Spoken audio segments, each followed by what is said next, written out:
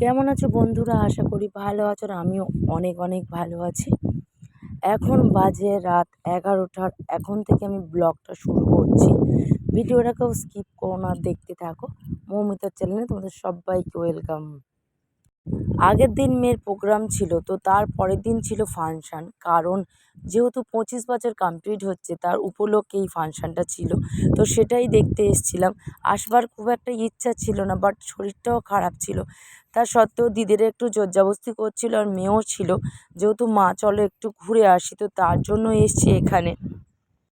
আমি একেবারে পুরোপুরি রান্নাবান্না কমপ্লিট করে সব গুছিয়ে গাছিয়ে খাওয়া দাওয়া করে এসেছি। কারণ বাড়ি যেতে যেতে অনেকটা রাত হয়ে যাবে, আর মা সবসময় ওয়েট করে আমার জন্য।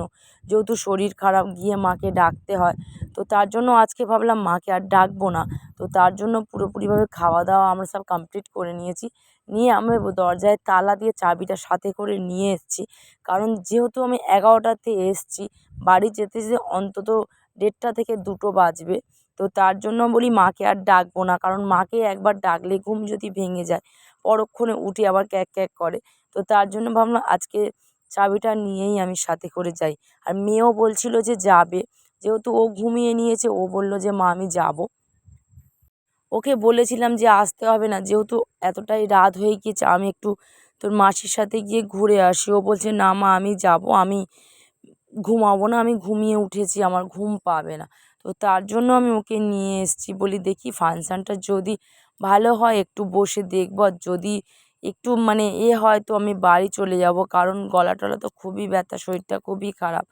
তো তার জন্য ভাবলাম একটু ঘুরে আসি, যেহেতু দিদি এতবার করে বলছে যে একটু ঘুরে আসি।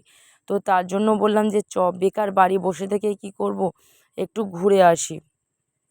এসে দেখলাম ফাংশানটা খুব ভালো হচ্ছে, বাট গানের মাঝে মাঝে বাচ্চাদের প্রোগ্রাম হচ্ছে।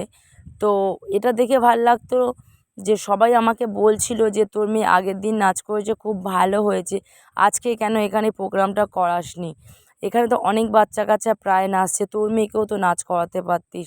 আমি বললাম না, আমার মেয়ের শরীরটা খুবই খারাপ, আগের দিন অনেক রিকোয়েস্ট করেছিল কাকিমারা। তো তার জন্য মেয়েকে প্রোগ্রাম করিয়েছি, আর কালকে আজকে দুদিন পর পর হয়ে যাবে, আর রাতও অনেক হয়ে গিয়েছে। তো আমি জানি রাতে যেহেতু প্রোগ্রামটা শুরু হবে, তো তার জন্য মেয়েকে আর করালাম না। কারণ ওরও শরীরটা খুব একটা ভালো নেই, খারাপ। তো তার জন্য আমি ওকে আর জোরজাবস্তি করিনি, যেহেতু আগের দিন ও প্রোগ্রামটা করেছে। তো তার বললাম থাক, পরের দিন আর প্রোগ্রামটা করার কোনো দরকার নেই। আর স্যারকেও বলা হয়নি, কারণ যে কোনো প্রোগ্রামে আমরা স্যারকে বলে প্রোগ্রামগুলো করাই। তো আগের দিন যেহেতু করেছে, তো তার জন্য পরের দিন বললাম যে থাক, বাদ দে, করার কোনো দরকার নেই।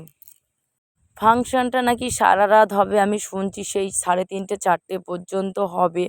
তো আমি আর বসবো না, কারণ আমার আর ভাল লাগছে না, ঘুমও পাচ্ছে, শরীরটা খুব খারাপও লাগছে। তো মেয়েকে বারবার করে বলছি চল চলে যাই। তো মেয়ে যেতে রাজি হচ্ছে, আর সাথে দিদিরা এসছে, ও বলছে না আমি যাব না।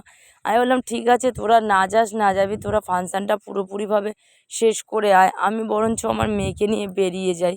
কারণ অনেকটাই রাত হয়ে যাচ্ছে, আর আমাকে সকাল সকাল বাড়ি যেতে হবে, আর সকাল সকাল উঠতে হবে। বাড়িতে যেহেতু মিস্ত্রি কাজ করছে, তো সমস্ত কাজ তো আমাকেই করতে হবে। তো তোরা যদি থাকিস থাক, আমি বেরিয়ে যাচ্ছি। দিদি বলল না চল, সবাই একসাথেই চলে যাওয়া হবে। তো তার জন্য বাড়ি যাচ্ছি।